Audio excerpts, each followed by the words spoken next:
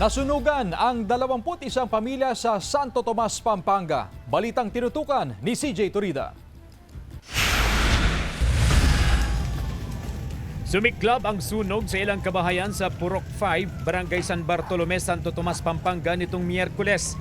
Nagsimula ang sunog sa isang bahay na gawa sa light materials bandang 1:00 ng hapon. Sa kanilang initial, may nagsindi po yata ng kandila at parang iniwan. Sa ngayon po, yun po nakikita nilang pinagmulan ng sunog. Sa tala ng lokal na pamahalaan, 21 bahay ang nasunog. Nasa 27 na pamilya katumbas ng 117 na individual ang apektado. 2 katao ang nagtamo ng second degree burn na agad dinala sa ospital. Nasa ligtas na silang kalagayan. Naghatid na ng tulong ang Provincial Social Welfare and Development Office sa mga apektadong pamilya.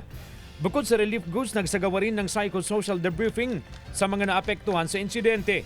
Laging mag-ingat kapag nagluluto, huwag iwanan yung mga appliances, huwag po natin hayaang mag-overheat, lagi po tayong nakabantay. Nakatagda ring magsagawa ng assessment ang provincial government para sa emergency shelter assistance na ipagkakaloob sa mga pamilyang nasunugan.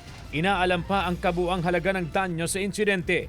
Nagpapatuloy ang investigasyon ng BFP. CJ Torida, One North Central Luzon.